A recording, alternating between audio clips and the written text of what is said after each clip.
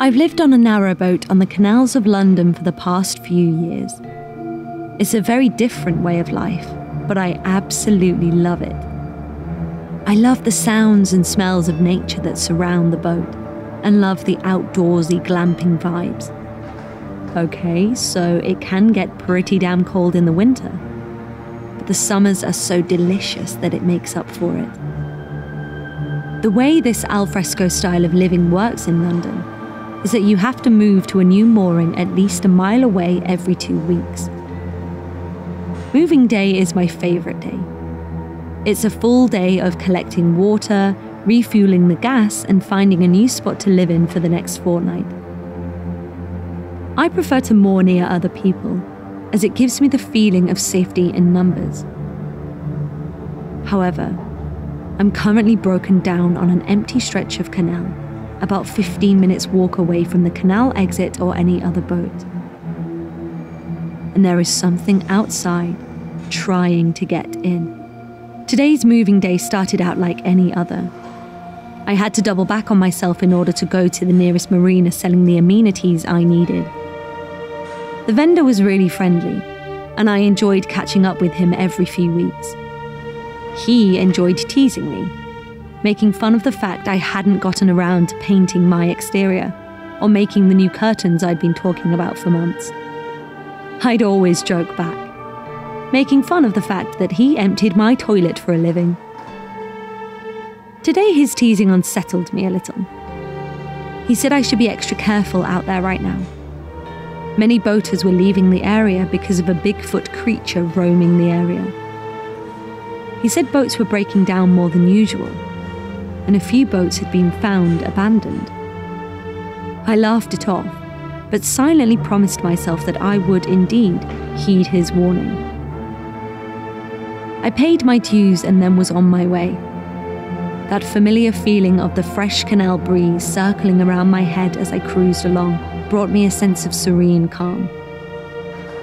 I passed a boat travelling in the opposite direction and gave the man at the helm a friendly wave. He didn't return the gesture. In fact, he looked tired and stressed, and almost like he hadn't even seen me.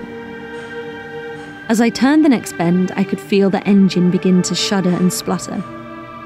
I looked down towards the switchboard and tried to figure out what was happening when it cut out completely. Fantastic. Really fantastic.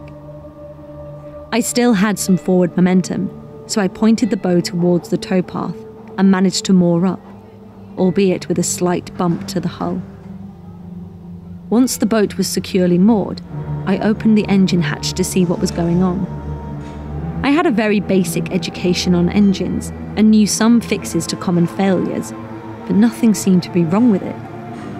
I sighed, got out my phone and called the breakdown service. They weren't able to come until the next day. It was frustrating, but these things happen, I guess. I settled down for the afternoon, doing chores and preparing my evening meal. I had a funny feeling that I simply couldn't shake all afternoon. I couldn't put my finger on what it was, just that something felt off. And I hadn't seen another boat or person pass since I'd been stranded here. As the afternoon wore into the evening, the feeling intensified. A feeling of being watched. I closed all the curtains and double-checked the locks. All good. But a little voice in my head said, "What if someone brings an axe? What are the chances of the police getting here on time? What if someone unties you? What are you going to do then?" I ignored the voices and decided to get an early night. I turned off the electricity inverter to save power for the morning. I was plunged into darkness, alone and in the middle of nowhere. I really should have left and stayed with a friend that night, but I'm stubborn and thought I could manage one night alone. I settled into bed and began reading a book on my phone. In the dark and quiet, all sounds seemed to be magnified. I could hear the gentle wind, birds splashing in the water, and the occasional animal cry. The cries sounded like those of a fox, but lower in pitch.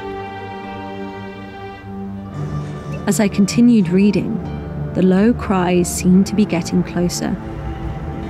I tried to reassure myself that it was just an animal going about its business and wouldn't be interested in my floating home.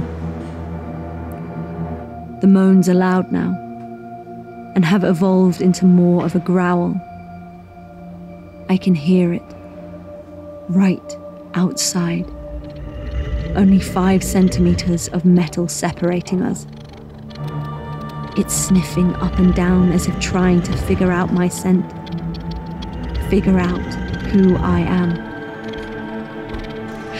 The boat just rocked. It's come on board. I'm sitting completely still, not even breathing. Just sitting, listening.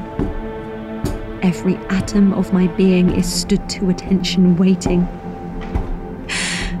It's trying to get in. I don't know what to do.